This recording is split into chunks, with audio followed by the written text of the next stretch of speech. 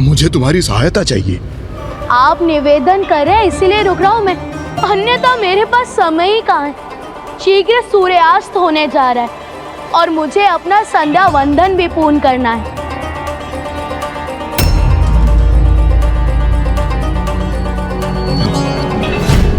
मैं अनुरोध करता हूँ कि आप इन्हें कुछ समय के लिए थाम लीजिए। आपको पूर्ण विश्वास है ना कि इनमें अधिक भार नहीं, मैं संभाल सकूंगा ना? नहीं नहीं, अधिक भार नहीं है इनमें, तुम बिल्कुल निश्चिंत रहो।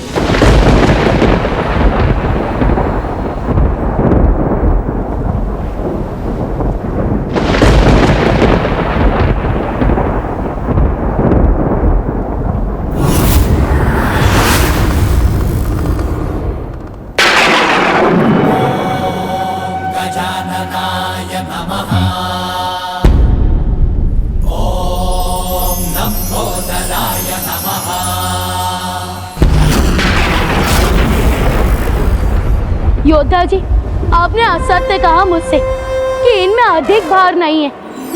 मैं अधिक समय तक इन्हें नहीं संभाल सकूंगा और सूर्यास्त के पूर्व मुझे मेरी शेष 5 मालाओं का जाप भी संपन्न करना है। तभी तो मेरा संध्या वंदन पूर्ण होगा।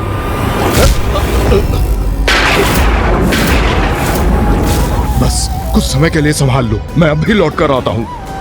अच्छा, इतना तो करो, जब तक तुम्हारे 5 माला का जाप संपन्न होता है तब तक ही संभाल लो। मुझे तो मेरी 1 माला पूर्ण करने में 1 ही घड़ी का समय लगता है। किंतु 5 घड़ी के लिए संभाल लो, मैं तत्काल लौट आऊंगा।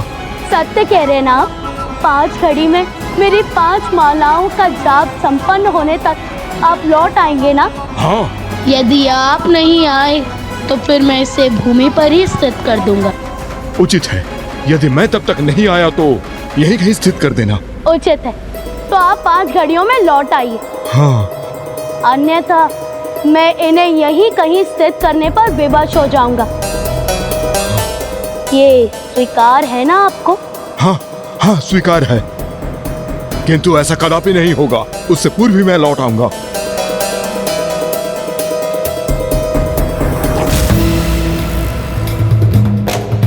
अच्छा, तो फिर आप यहाँ रुके क्यों हैं? जाइए, आपका समय आरंभ हो चुका है।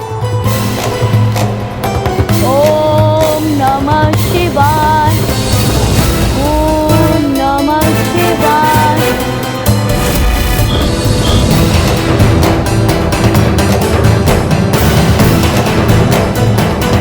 ओम नमः शिवाय, ओम नमः शिवाय, ओम नमः शिवाय। 1 माला पूर्ण हुई, अर्थात प्रथम घड़ी समाप्त हुई। हाँ? ओम नमः शिवाय, ओम नमः शिवाय, ओम नमः शिवाय, ओम।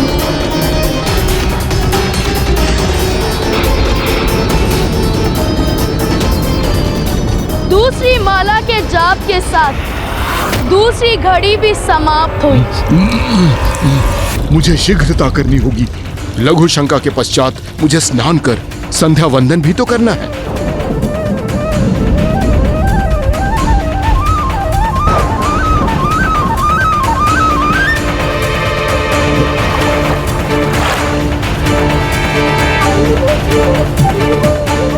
अब तीसरी घड़ी भी समाप्त हो गई।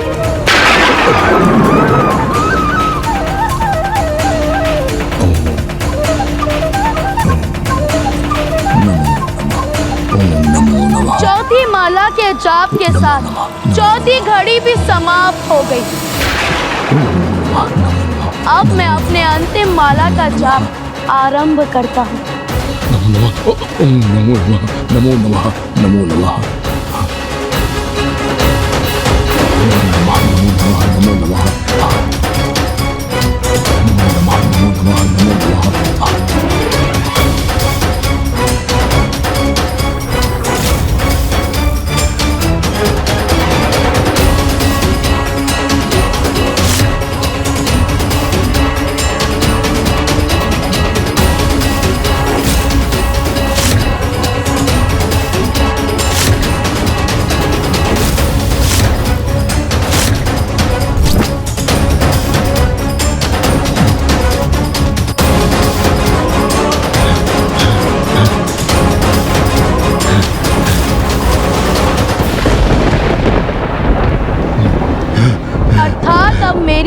5वीं माला भी पूर्ण हुई।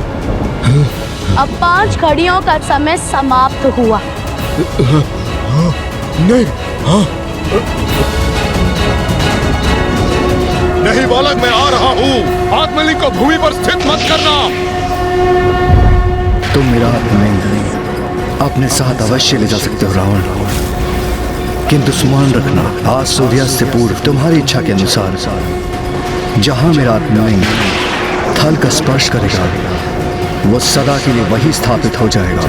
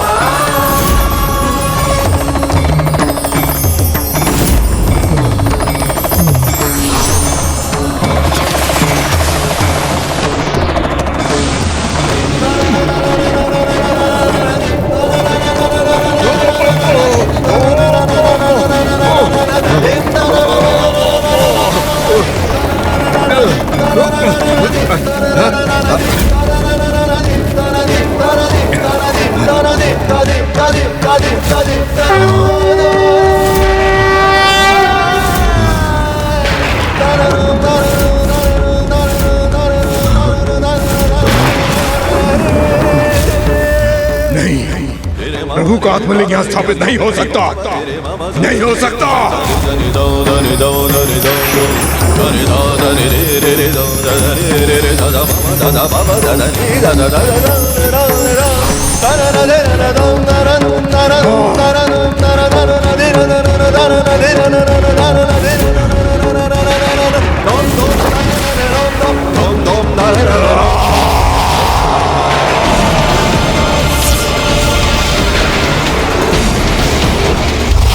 पुत्र, जाओ, जाकर प्रभु महादेव का आत्मलिंग लेकर आओ। इस बार मैं प्रभु महादेव को अपने साथ लेके ही लौटूंगा, अन्यथा आपको कभी अपना मुख नहीं दिखाऊंगा मैं।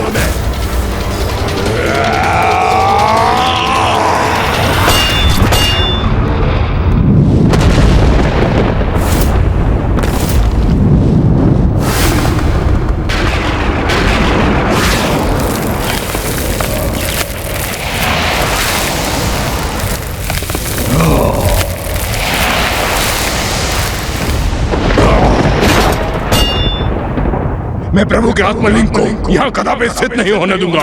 अपने साथ लंका ले जाकर ही रहूंगा।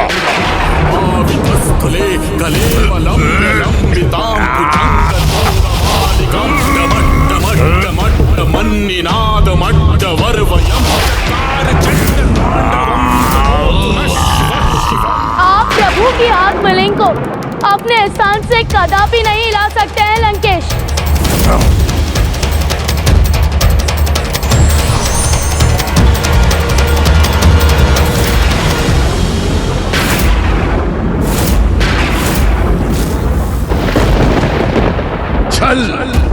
छल हुआ है मेरे साथ। दशानन, जल ग्रहण कीजिए, जल ग्रहण कीजिए, जल ग्रहण कीजिए, आप जल ग्रहण कीजिए, आप जल ग्रहण कीजिए, जितना जल ग्रहण कर सकते हैं कर लीजिए। गौरी पुत्र, आप मुझे छलने के लिए मेरे साथ बने रहे। नहीं लंकेश, मैं इस संपूर्ण समय आपके साथ इसलिए था जिससे आप आत्मलिंग को लंका ले जाने की भूल ना करें। अन्यथा आपको दिए वचन के अनुसार प्रभु महादेव अपना निवास परिवर्तित करने पर विवश हो जाते, जिसका एकमात्र परिणाम होता प्रलय। नहीं गौरी पुत्र, भूल तो आपसे हो रही है, क्योंकि प्रलय तो अब आएगा जब कोई भी मुझे इन प्रभु के आत्मलिंग को लंका ले जाने से रोकेगा।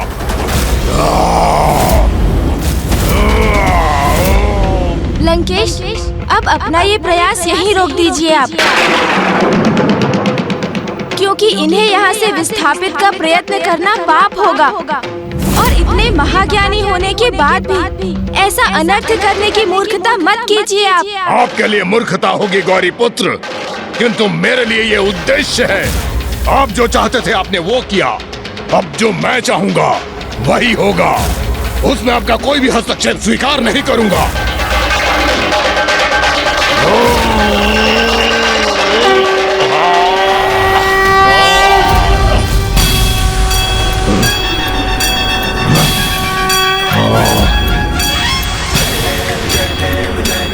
मैंने तो आपको पूर्व में ही कहा था कि आप पिताश्री के आत्मलिंग को इस स्थान से कदापि नहीं हिला सकेंगे। अपने इन्हीं हाथों से मैंने कैलाश को उसके स्थान से उठा लिया था और इन प्रभु के आत्मलिंग को मैं लंका अवश्य लेके जाऊंगा।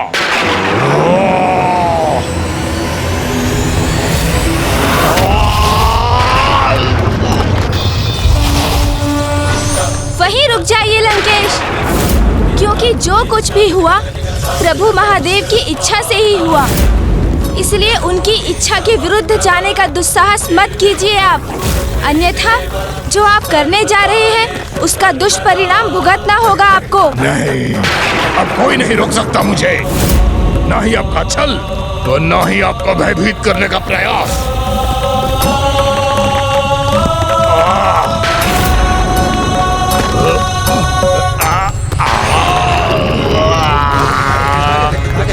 जय शिव शंकर शंभू। लंकेश, आप जो कर रहे हैं सर्वथा अनुचित है। वो उन सभी सीखों के विपरीत जा रहे हैं आप, जिनका उल्लेख आपने प्रभु शिव के अवतारों की कथाओं में स्वयं किया था लंकेश।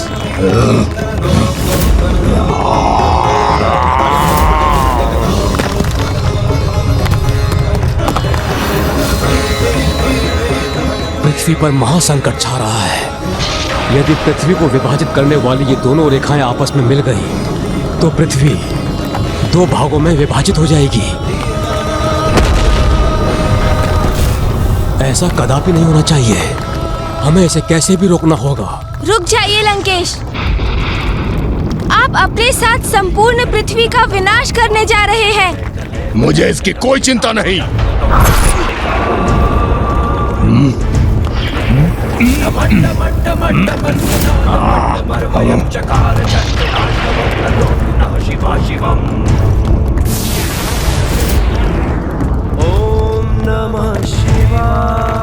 लंकेश ने तो जैसे निश्चय ही कर लिया है कि वो अपनी हट में पृथ्वी का विनाश ही कर देगा।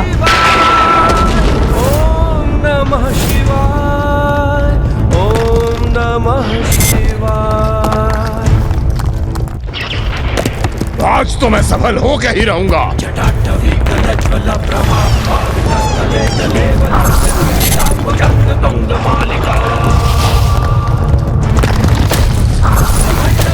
लंकेश, अब मैं आपको अंतिम चेतावनी दे रहा हूँ, रुक जाइए। नहीं गौरी पुत्र, आपने छल किया है मुझसे और अब आपकी अथवा किसी की भी चेतावनी का कोई प्रभाव नहीं होगा मुझ पे।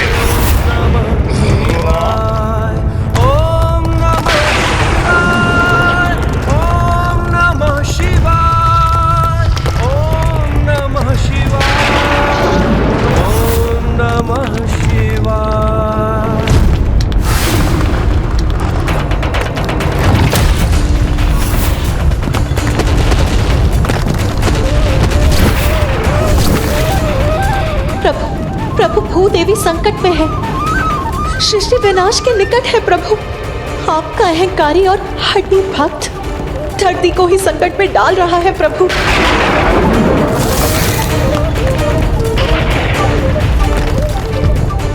अनेकों चेतावनी दे चुका हूँ मैं आपको दशानन, किंतु अब मैं आपके रुकने की और प्रतीक्षा कदापि नहीं करूँगा।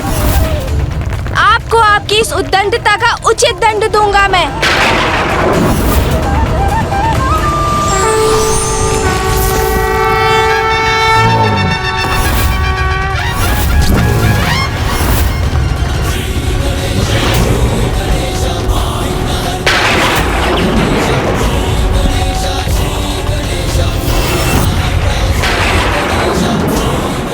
प्रथम पूज्य गणेश जी ने विराट रूप धारण कर लिया है।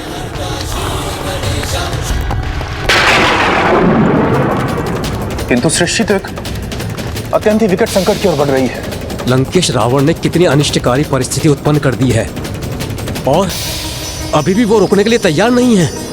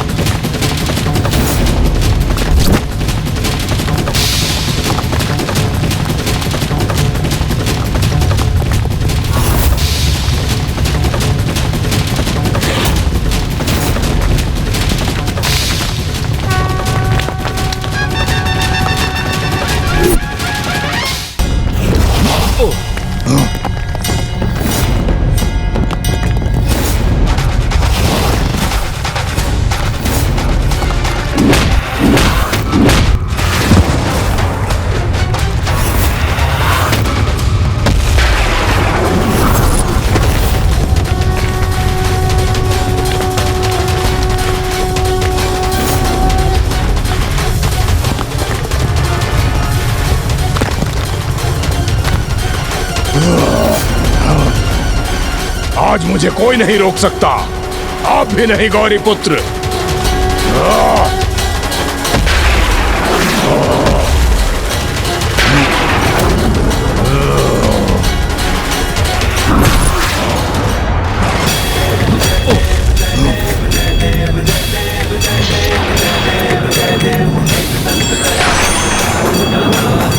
आप मुझे मेरी शक्ति का प्रयोग करने के लिए विवश कर रहे हैं गौरी पुत्र।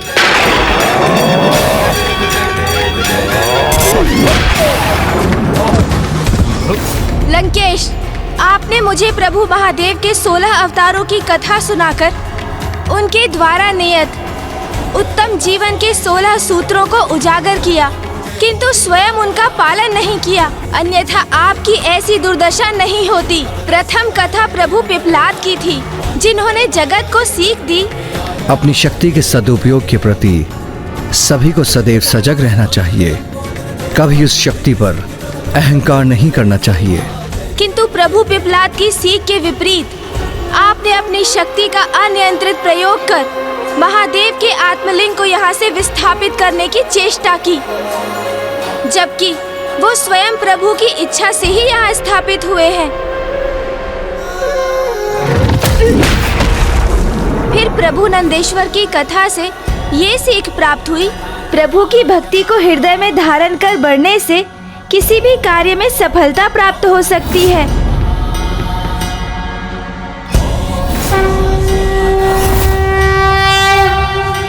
प्रभु की इच्छा के विरुद्ध उनके आत्मलिंग को अपने साथ लंका ले जाने के प्रति ही एकाग्रता का प्रदर्शन किया। प्रभु के तीसरे अवतार थे प्रभु भैरव, जिन्होंने ये स्पष्ट किया कि अपार शक्ति का उपयोग महान कर्तव्यों के निर्वाह के लिए ही होना चाहिए, किंतु आपका एकमात्र उद्देश्य तो स्वयं को सुरक्षित रखने हेतु प्रभु महादेव को लंका में स्थित करना ही था। प्रभु के चौथे अवतार प्रभु वीरभद्र के माध्यम से उन्होंने ये स्थापित किया कि जो ज्ञानी और शक्तिशाली होते हैं उन्हें कभी भी निष्क्रिय रहकर अधर्म और अन्याय का मूक समर्थन नहीं करना चाहिए। किंतु आप तो महाज्ञानी और महाबली होते हुए भी स्वयं अधर्म के पथ पर ही अग्रसर रहे। प्रभु के पांचवें अवतार प्रभु गृहपति थे, जिनसे ये सीख प्राप्त हुई, प्रबल इच्छा शक्ति और पूर्ण निष्ठा एवं श्रद्धा से कुछ भी संभव हो सकता है। प्रत्येक जीव को कभी भी किसी से वो कदापि नहीं मांगना चाहिए जिसे प्रदान करना देने वाले को कठिन हो। किंतु आपका उद्देश्य तो श्रद्धा से नहीं अपितु स्वार्थ से प्रेरित था। यदि निश्चल भक्ति से प्रभु की आराधना करते तो आपको स्वतः ही भोलेनाथ का सानिध्य प्राप्त होता और स्वयं को सुरक्षित रखने हेतु और आपको प्रभु के आत्मलिंग की आवश्यकता ही ना होती। अपना हठ त्याग दो और यहाँ से तत्काल प्रस्थान कर लो लंकेश, यही तुम्हारे लिए हितकर है, अन्यथा मैं विवश होकर वो करने वाला हूँ जिससे कदाचित अब तुम तो क्या संपूर्ण सृष्टि ही अनभिज्ञ है।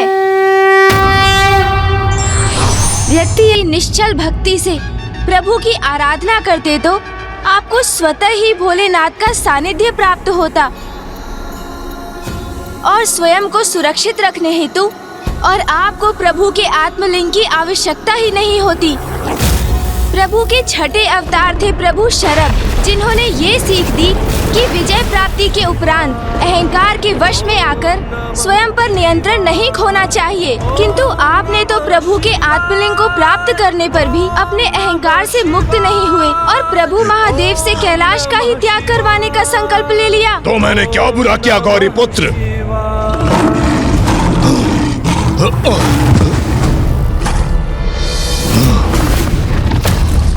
प्रभु के 7वें अवतार प्रभु ब्रह्मचारी थे, जिन्होंने ये स्थापित किया प्रेम और भक्ति दोनों एक ही समान है, क्योंकि दोनों में ही अपने लक्ष्य को प्राप्त करने हेतु अपार निष्ठा और समर्पण की आवश्यकता होती है।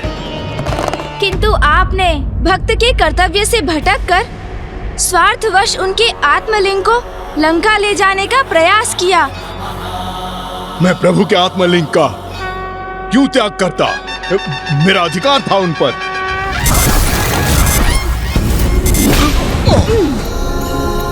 अधिकार? कैसा अधिकार लंकेश? कदाचित आपको प्रभु के 8वें अवतार प्रभु सुनट नर्तक की कथा से प्राप्त सीख का स्मरण नहीं हुआ? भले ही मैं तुम्हें याद नहीं लौटा रहा हूँ, तो अधिक समय तक इसे अपने पास नहीं रख सकोगे। समय आने पर ये अपने उचित स्थान पर लौट जाएंगे। जो तुम्हारा है ही नहीं, वो तुम्हारा कैसे हो सकता है? किंतु आपने तो समस्त मर्यादाओं का ही परित्याग कर दिया। प्रभु के आशीर्वाद को भी अपना अधिकार मान बैठे आप।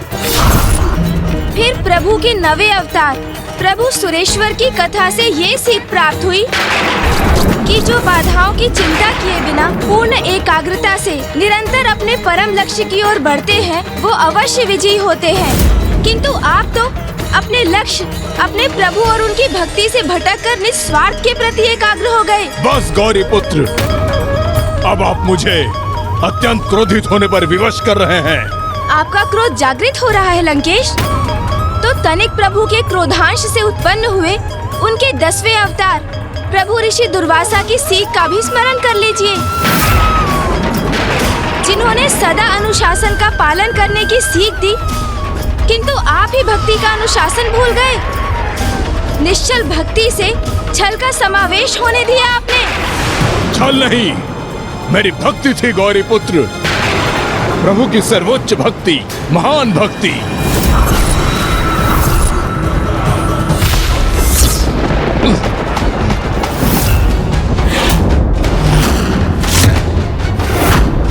प्रभु के 11वें अवतार प्रभु अवधूत की सीख का स्मरण हुआ आपको? अहंकारी को उसका अहंकार उसकी वास्तविकता से परिचित कराता है, जिसके परिणाम स्वरूप कुछ ऐसे अहंकारी होते हैं जो उचित सीख प्राप्त कर स्वयं में परिवर्तन ले आते हैं, किंतु कुछ किसी भी सीख को प्राप्त करने में अक्षम रहते हैं और पूर्ण रूप से स्वयं पर अहंकार का प्रभाव होने देते हैं। अहंकार नहीं, विश्वास है कि मैं प्रभु का महानतम भक्त हूँ। तभी तो प्रभु के आत्मलिंग प्राप्त हुए थे मुझे, और उन आत्मलिंग को आपने मुझसे छल से छीना गौरी पुत्र। जो अपना नहीं है वो पराया है।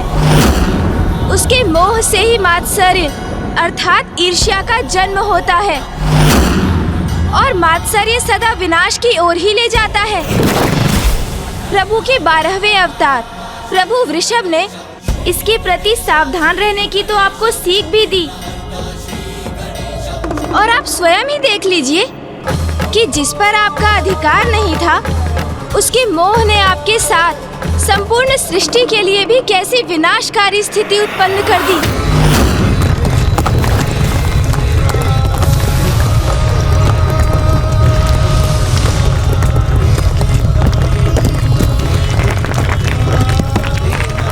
प्रभु के आत्मलिंग पर आए नहीं, मेरे हैं वो।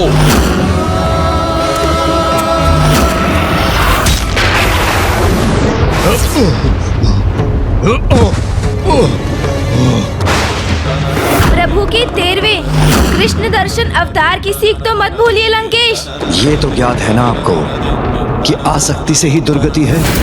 किंतु आपने कहा प्रभु के आत्मलिंग के प्रति अपनी आसक्ति का परित्याग किया। आसक्ति के स्थान पर श्रद्धा, भक्ति और प्रभु के अटूट विश्वास को आत्मसात करना चाहिए था आपको, क्योंकि प्रभु अपने भक्तों के विश्वास को कभी खंडित नहीं होने देते। यही सीख थी ना प्रभु के 14वें अवतार प्रभु भिक्षुवर्य की। किंतु आपको किसी भी सीख का क्या लाभ, क्योंकि आपको तो एकमात्र अपनी शक्ति में ही विश्वास है लंकेश।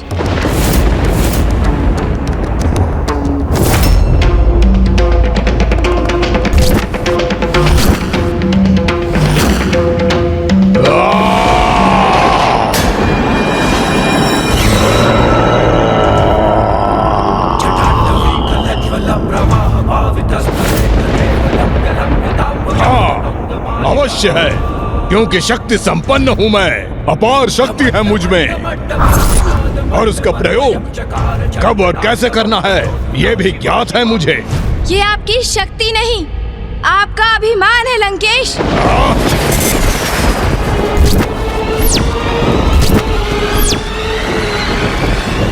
चंद्रहास? ये क्या? दशानन ने तो महादेव द्वारा दिए गए चंद्रहास को ही उनके पुत्र के समक्ष प्रकट कर लिया। नहीं लंकेश, अब और भूल मत कीजिए।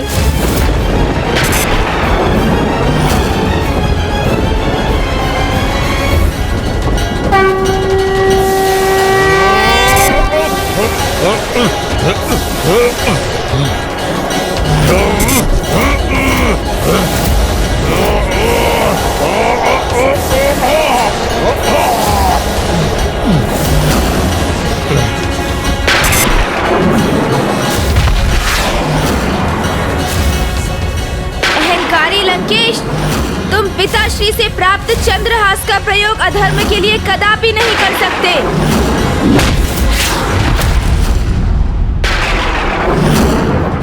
प्रभु के 15वें अवतार प्रभु यक्ष की सीख का स्मरण कीजिए। सदा स्मरण रखना, मात्र ज्ञान अथवा सीख देने से पुण्य प्राप्त नहीं होता, स्वयं उस सीख का पालन करना भी अति आवश्यक है। किंतु आपने अपने अभिमान को अपने आचरण का अभिन्न अंग बना रखा है, और आपने प्रभु के 16वें अवतार प्रभु यतिनाथ की जो कथा अंत में सुनाई थी, उनसे यही सीख प्राप्त होती है कि अतिथि देवो भवः, अर्थात अतिथि ही भगवान के स्वरूप होते हैं। किंतु आपने तो प्रभु को अतिथि के स्थान पर बंदी बनाकर लंका में स्थित करने का लक्ष्य निर्धारित किया हुआ था। अपने ही आराध्य के साथ छलावा कर उन्हें विवश करते हैं आप, फिर इसका दंभ भी करते हैं कि आप उनके महानतम भक्त हैं। आप जैसे मिथ्या भक्ति करने वालों को ही भक्ति का वास्तविक मर्म सिखाने हेतु प्रभु महादेव अपना अगला अवतार लेने वाले हैं। नहीं। आप क्या समझ रहे थे? मुझे प्रभु के अवतारों का ज्ञान नहीं? नहीं। मैं तो आपको मात्र लंका जाने से रोकने के लिए ही आपसे उनके अवतारों की कथाओं का श्रवण कर रहा था, क्योंकि मुझे तो प्रभु के वो अवतार भी ज्ञात हैं जो भविष्य में प्रकट होंगे, और प्रभु के अगले अवतार हैं प्रभु श्री राम के अनन्य भक्त महाबली हनुमान। महाबली हनुमान, महाबली हनुमान।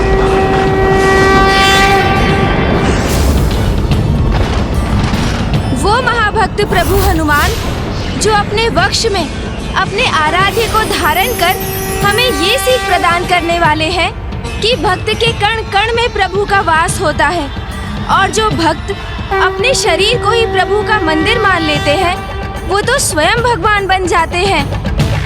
कदाचित उनकी भक्ति देखकर आपको निश्चल भक्ति का महत्व समझ में आएगा, और फिर प्रभु द्वापर युग में काल, क्रोध और यम के अंश अर्थात गुरु द्रोणाचार्य के पुत्र महायोद्धा अश्वत्थामा के रूप में अवतार लेकर जगत को ये सीख देंगे कि प्रतिशोध की भावना से व्यक्ति दूसरे का ही नहीं, स्वयं अपना भी विनाश निर्धारित कर लेता है।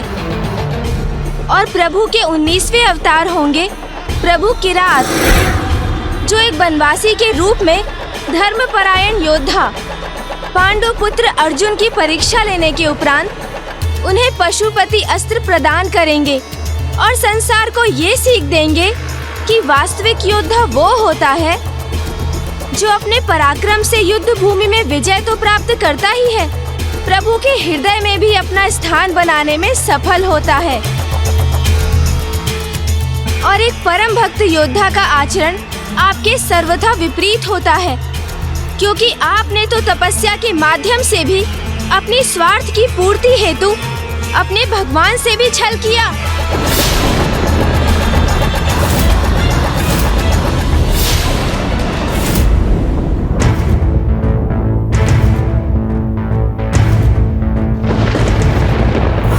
त्र्यंबकं सदाशिवं नमामि हे उमापति जय नीलकंठ जय अनंत नमोस्तुते नमोस्तुते। हो भोलेनाथ भक्तों के हो कष्ट से निवारते, ये सृष्टि सारी संकटों से जिद ही है उबारते। यदि अभी भी आपने स्वयं को नहीं सुधारा लंकेश, तो प्रभु महादेव के अगले 3 अवतारों में से एक प्रभु हनुमान आपको उचित सीख अवश्य देंगे।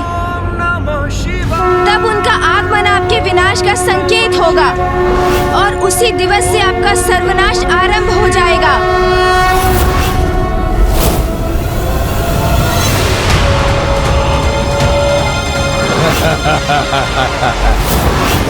ये सब कहकर आप मुझे भयभीत कर रहे हैं गौरी पुत्र, किंतु ऐसा कुछ भी नहीं होगा, क्योंकि कोई भी शक्ति, कोई भी अवतार मुझे, लंकेश रावण को कोई क्षति नहीं पहुंचा सकता।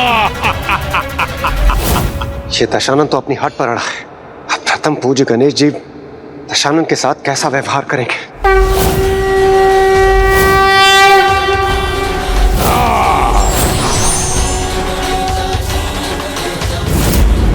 मैं तो आपको सुधरने का एक अंतिम अवसर प्रदान कर रहा था लंकेश। आप अपनी भूल स्वीकार कर सकें, इसलिए मैंने पुनः प्रभु महादेव के सभी अवतारों से प्राप्त सभी सीखों का उल्लेख किया। किंतु अब मुझे आभास हो रहा है कि आप अब कोई सीख स्वीकार नहीं करना चाहते। संसार का सर्वश्रेष्ठ ज्ञानी हूँ मैं, और आप मुझे ज्ञान दे रहे हैं गौरी पुत्र। आप मेरे आराध्य शिव शंकर शंभू के पुत्र हैं, इसलिए अभी तक शांत रहा मैं। और यदि आपने मुझे प्रभु के आत्मलिंग को ले जाने से रोका, तो मैं अपने संपूर्ण शक्ति का प्रदर्शन करने से नहीं रुकूंगा।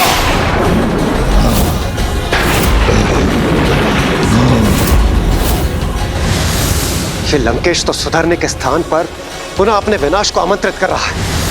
सर्वश्रेष्ठ ज्ञानी के लिए भी ये कथन सर्वथा उपयुक्त है। विनाश काले विपरीत बुद्धि।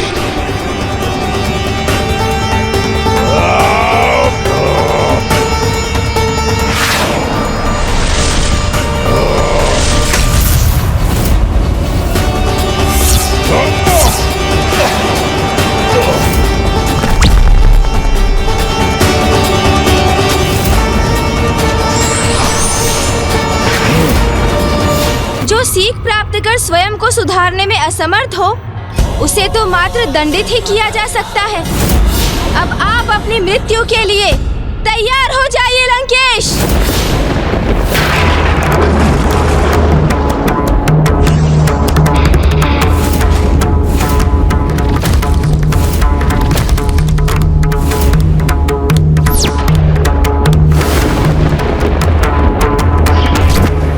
गौरी पुत्र प्रथम पूज्य गणेश जी ने दशानन का संहार कर दिया, तो प्रभु श्री हरि नारायण देव श्री राम अवतार लेने का कोई कारण ही शेष नहीं रहेगा। प्रभु महादेव के समस्त अवतारों को प्रथम पूज्य गणेश जी ने तो लंकेश को दंडित करने से रोक दिया, किंतु क्रोधवश स्वयं वही करने जा रहे हैं। नहीं, कुछ नहीं हो सकता मुझे।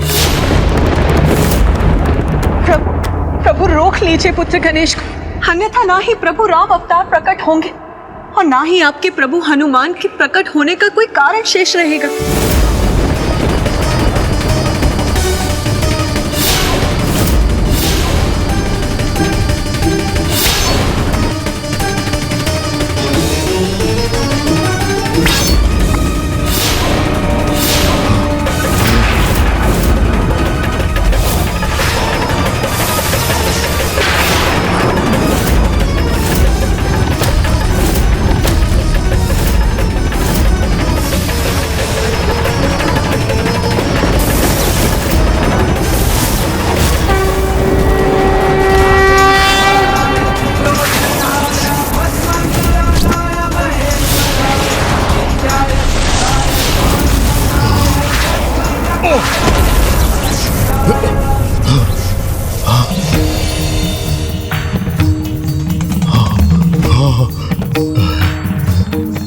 मुझे ज्ञात था मेरे प्रभु शिव शंकर शंभू अवश्य मेरी रक्षा करेंगे। पिताश्री ने अपने त्रिशूल से मेरे वार को क्यों निरस्त कर दिया?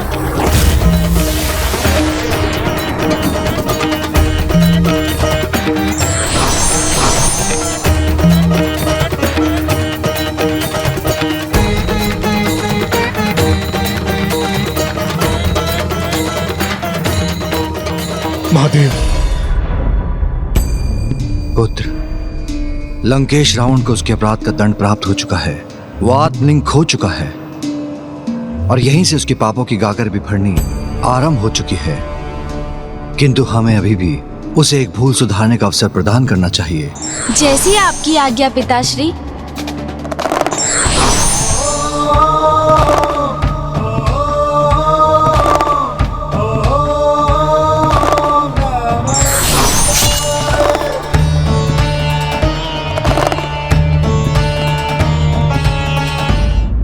मेरे प्रभु, मेरे शिव शंकर शंभू, मुझे ज्ञात था कि आप मेरी रक्षा अवश्य करेंगे। मैं तुम्हारी रक्षा करने नहीं, तुम्हें सचेत करने आया हूं लंकेश। अनेक कल्पों और युगों से तुम मेरे समक्ष आते रहे हो। प्रत्येक बार जब भी तुमने जन्म लिया, मेरा भक्त होते हुए भी अंततः तुम पाप ही करते आए हो। और फिर विवश होकर प्रत्येक युग में नारायण तुम्हारा वध करते रहे।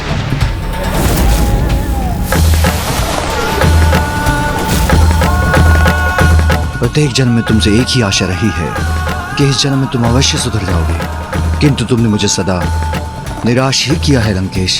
प्रत्येक कल्पों और युग में ही नहीं, अपितु प्रत्येक ब्रह्मांडों में तुम इन्हीं भूलों को दोहराते हो और दंडित होते हो। धर्म अधर्म का भेद का ज्ञान होते हुए भी प्रत्येक रावण अधर्म ही करता है। मुझे क्षमा करें प्रभु, किंतु इस बार मैं अवश्य सुधर जाऊंगा। प्रभु, आपने यह अवसर प्रदान किया है मुझे, इसका लाभ अवश्य उठाऊंगा मैं।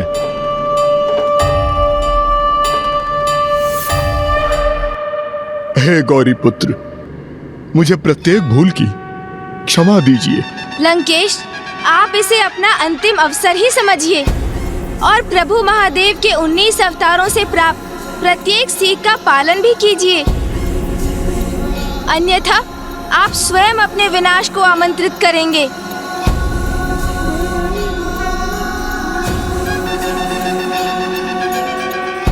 प्रभु, आपकी कृपा हेतु लंकेश रावण का कोटि कोटि धन्यवाद। आपसे क्षमा पाकर मैं धन्य हो गया प्रभु।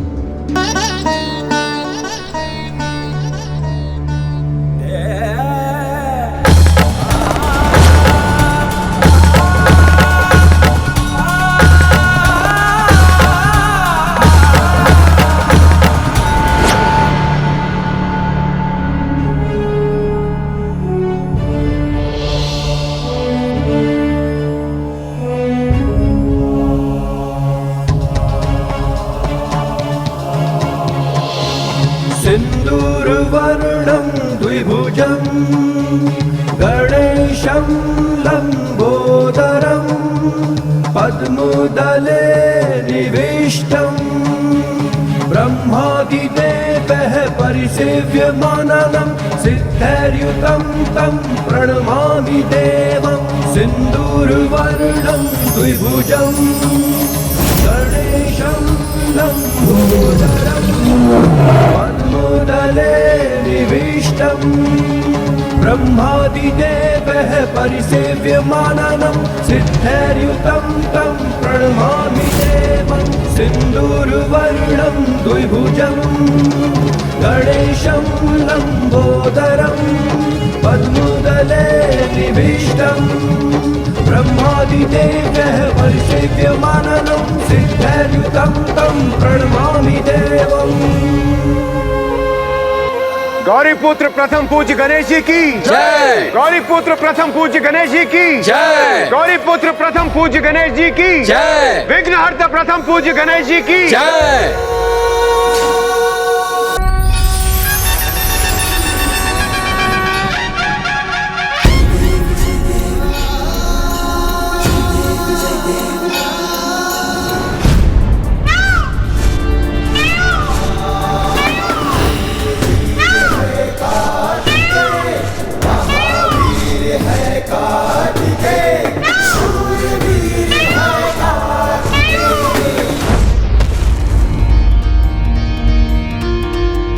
बधाई हो अनुज गणेश।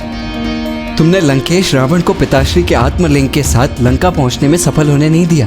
हाँ भैया, किंतु मुझे इस बात का दुख अवश्य है कि मैं लंकेश को और भी शीघ्र रोकने में सक्षम नहीं हो सका।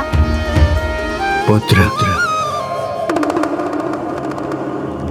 तुम्हें तनिक भी दुखी होने की आवश्यकता नहीं। तुम्हारे कारण काशी और रामेश्वर के समान गोकर्ण भी सदा के लिए एक महान तीर्थस्थल के रूप में विख्यात होगा,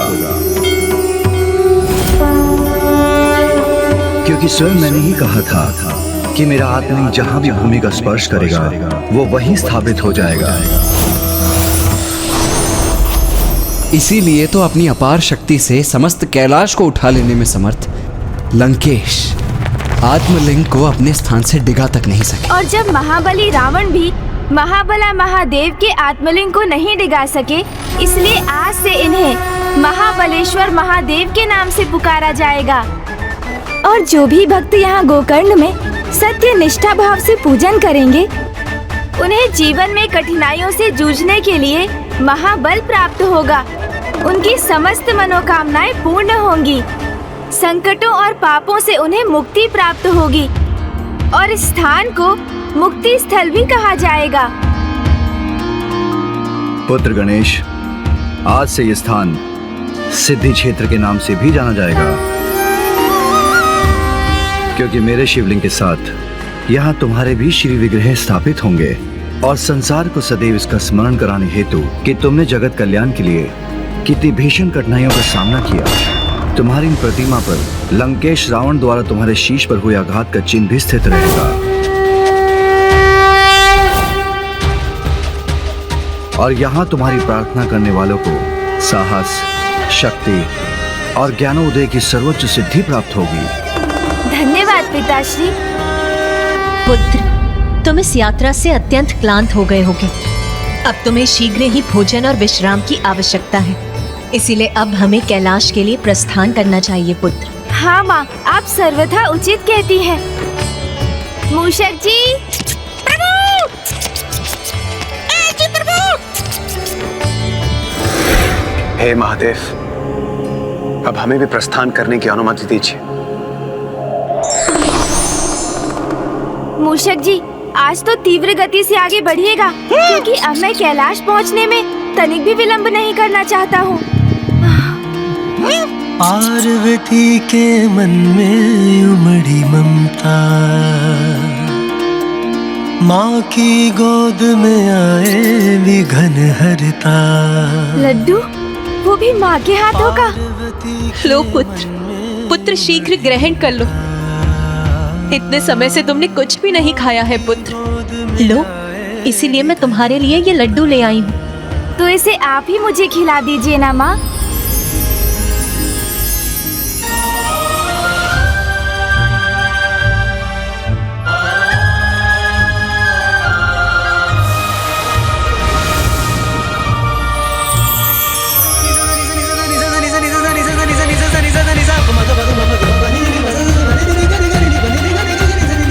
स्वामी, कितनी अद्भुत है ना प्रथम पूज्य गणेश जी की ये लीला। कुछ समय पूर्व जिन्होंने महायोद्धा भगवान का विराट रूप धारण कर महाबली असुर लंकेश को अपने अधर्मयुक्त आशय में सफल नहीं होने दिया, अब वही गणेश अपनी माँ के समक्ष एक भोला भाला बालक बनकर अपनी माँ के हाथों से आहार प्राप्त कर रहे हैं। धन्यवाद माँ। महादेव, अब हमें भी आज्ञा दीजिए।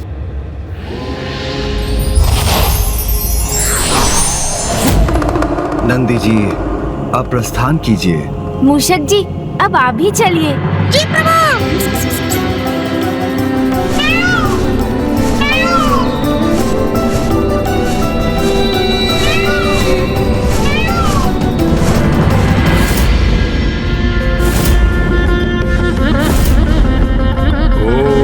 श्री मात्रे नमः। ओम श्री मात्रे नमः। ओम श्री मात्रे नमः।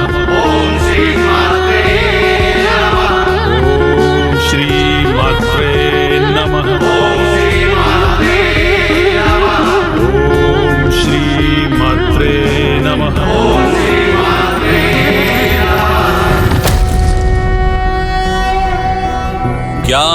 ज्ञानानन्दमयं देवं निर्मलस्फटिकाकृतिम् आधारं सर्वविद्यानां हयग्रीवम् उपास्महे। अर्थात हम अभिवादन करते हैं माता पराशक्ति का, जो माताओं की भी माता है, जिनका स्थान सर्वोच्च, जिनकी सृजन शक्ति से समस्त ब्रह्मांड गतिमान है। इस मंत्र के उच्चारण से हम उन्हीं माता अर्थात जगत की ममतामयी नारी शक्ति से सीधा संपर्क साधते हैं। इसलिए मेरे प्रिय शिष्यों, अब माता के लाल वर्ण को मन में धारण कर पूर्ण निष्ठा से माता के इस मंत्र का जाप करो, ताकि यही मंत्र हमें माता पराशक्ति की संपूर्ण रचना से एकीकार करेगा। ओम श्री मात्रे नमः। ओम श्री मात्रे नमः। ओम श्री मात्रे नमः। ओम श्री मात्रे नमः। ओम श्री मात्रे नमः। ओम श्री मात्रे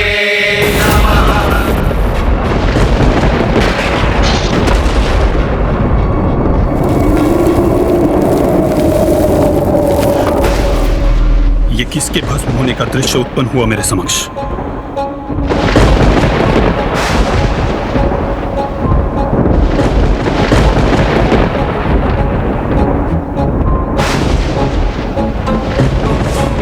हे गुरु हैग्रीव, ये कैसा भयंकर दृश्य था? किसी बड़े अनिष्ट का संकेत है ये, किंतु हमारा मंत्र जाप कदापि नहीं रोकना चाहिए।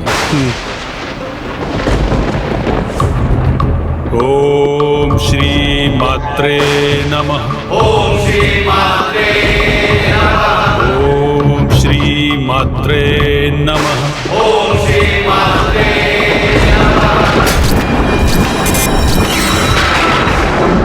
नहीं, इतना बड़ा अनर्थ, सृष्टि पर इतना बड़ा महासंकट, ये कैसे संभव है?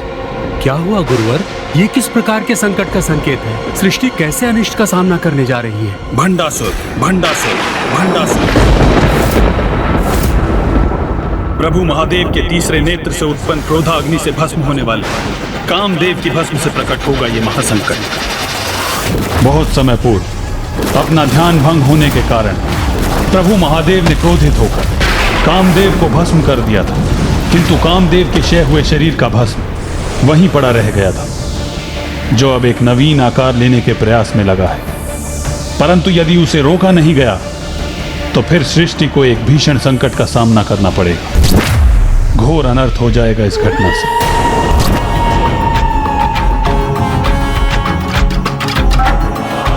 तथास्तु। तुम 60 सहस्त्र वर्षों तक कहीं ब्रह्मांड पर एक छत्र राज करोगे।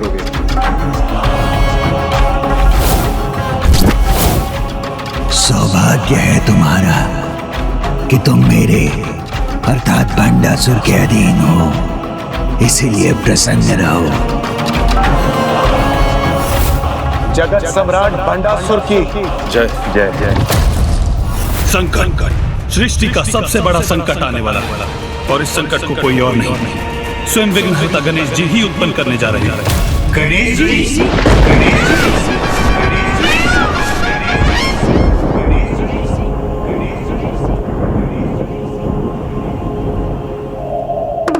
हे प्रभु, हे सदाशिव, वैसे तो आप हमारी पुत्री की पति है, हमारे जमाता है, किंतु फिर भी हमें आपके दर्शन का सुख प्राप्त नहीं हो रहा है।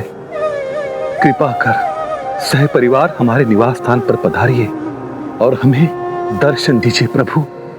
कृपा कीजिए, हमें दर्शन दीजिए प्रभु, दर्शन दीजिए।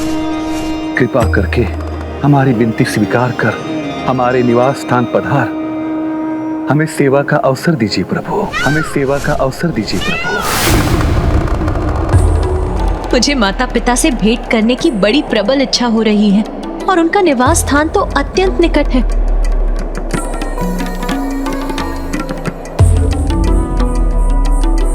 प्रभु, प्रभु क्या हम अभी वहां? अवश्य प्रिय, मुझे आपकी इच्छा ज्ञात है। आपके माता पिता भी हमसे भेंट करने के लिए अत्यंत लालायित हैं, इसलिए हम अभी वहां जाएंगे। धन्यवाद प्रभु। हम लोग ननिहाल जा रहे हैं। वहाँ बहुत बहुत आनंद आएगा मूषक जी। जी प्रभु। आप तैयार हो जाइए। वहाँ तो बहुत अधिक स्वादिष्ट भोजन और भांति भांति के उपहार भी प्राप्त होंगे हमें। अधिक उत्साहित होने की कोई आवश्यकता नहीं है अनुज गणेश, क्योंकि इस बार नाना जी और नानी जी का संपूर्ण स्नेह और ध्यान मैं तुम पर केंद्रित नहीं होने दूंगा। अच्छा, फिर देखते हैं भैया।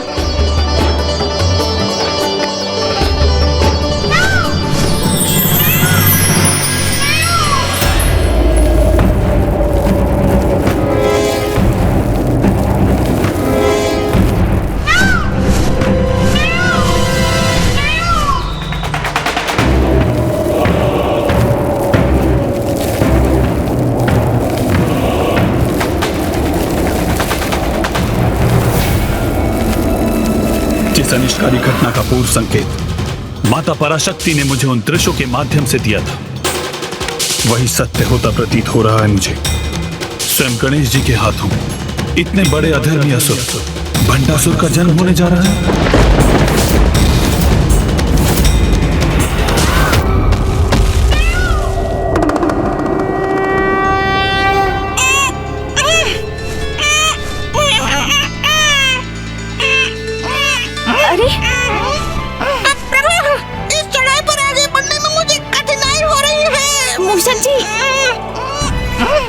शीघ्रता करो अनुज, अन्यथा यदि मैं तुमसे पूर्व नाना जी और नानी जी के पास पहुंच गया ना तो उनका सारा प्रेम मुझी पर उमड़ जाएगा। अरे सभी आगे बढ़ रहे हैं। मैं अपनी गति में वृद्धि करने का प्रयास करता हूँ। शीघ्रता कीजिए मूषक जी।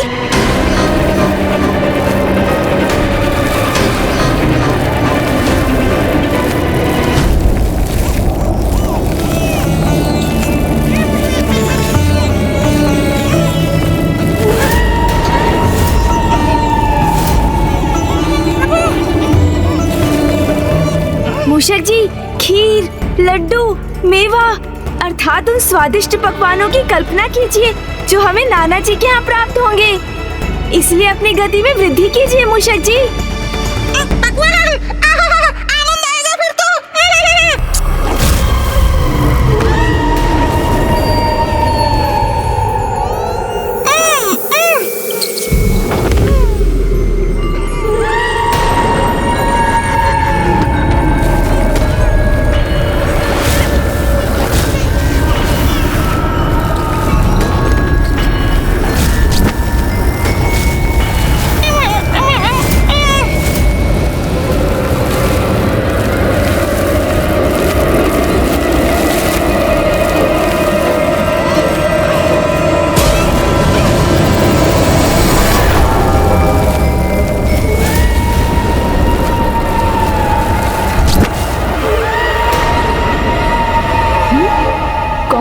पीछे ये किसका आभास हुआ मुझे?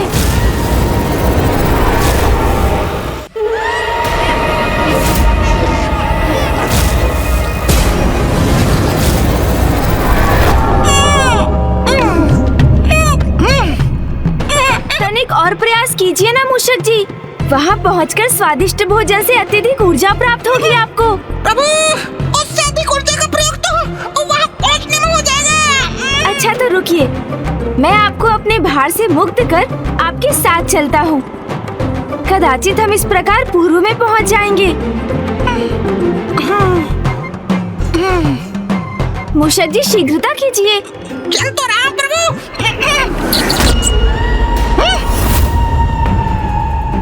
ओहो, अब आप क्यों रुक गए मूषक जी? क्या अभी ऊर्जा शेष नहीं रही आप में? क्या क्या है वहाँ? किसकी ओर संकेत कर रहे हैं आप मूषक जी?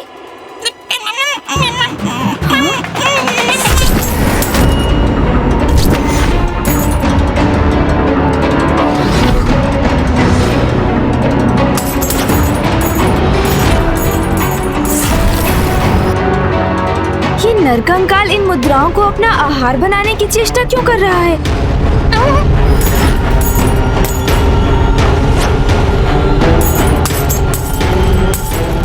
प्रतीत होता है ये मुद्राओं का लोभ छोड़ नहीं पा रहा। वो मुद्राएं खाना चाहता है जिन्हें इसका शरीर अपने भीतर रख भी नहीं सकता।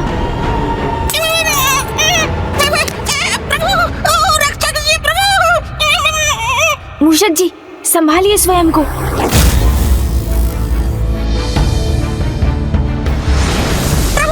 शीघ्र चलिए इस विचित्र और भयंकर स्थान से। वैसे भी हमें विलंब हो रहा है।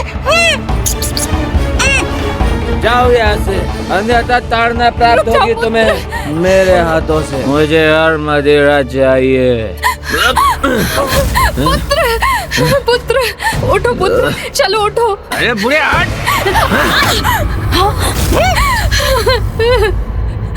मैंने कहा ना, मेरे निकट मत आना बुढ़िया, मत आना निकट मेरे। कैसा दृश्य है ये? पुत्र माँ पर अत्याचार कर रहा है एवं माँ पुत्र के अवगुणों की उपेक्षा करके अभी भी उसकी सुरक्षा के प्रति चिंतित है। इस माँ को समझना होगा, ममता आवश्यकता से अधिक हो तो वो भी पुत्र के लिए विष समान हो जाती है।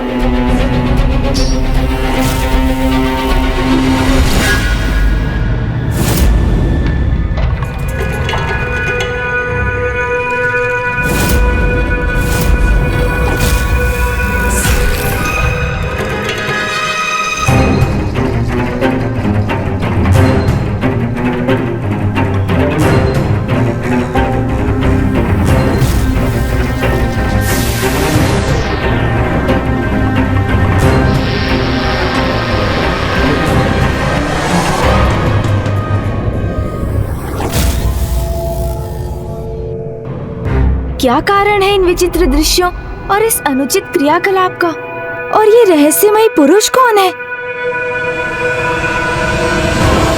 मूषक जी, शीघ्र चलिए, मुझे इन दृश्यों से कुछ विचित्र सा आभास हो रहा है। तत्काल पिताश्री से जाकर पूछना होगा इस विषय में। चलिए।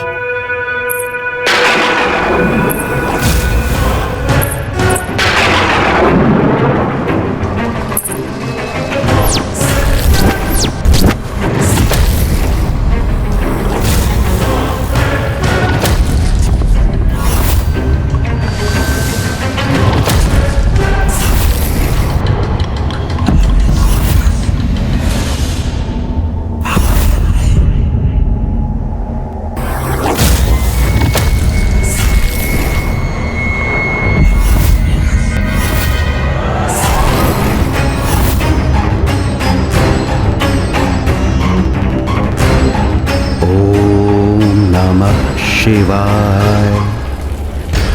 ओम नमः शिवाय।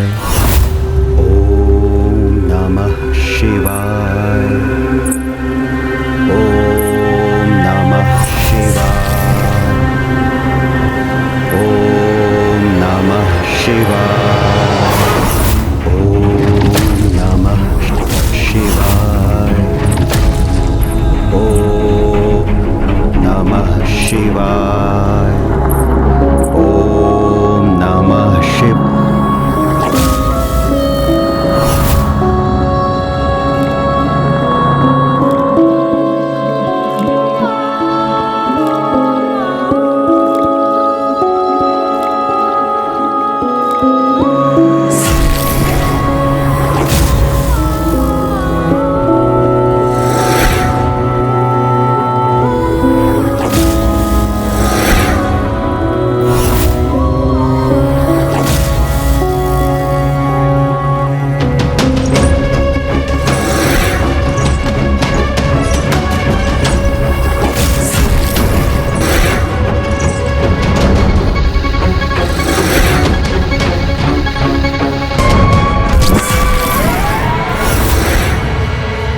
इन्होंने तो अपनी माया के वश में कर लिया इस ब्राह्मण को। अरे, ये कहाँ अदृश्य हो गए?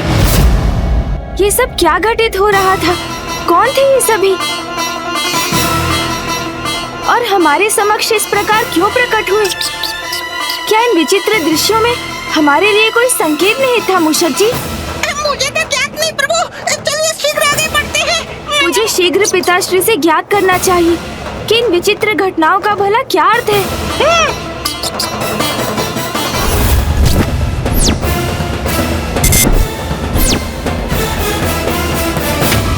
जो पूर्व से नियत है उसे घटित होने से भले ही रोका नहीं जा सकता, परंतु फिर भी व्यक्ति को हर मार्ग पर सचेत एवं सावधान अवश्य रहना चाहिए।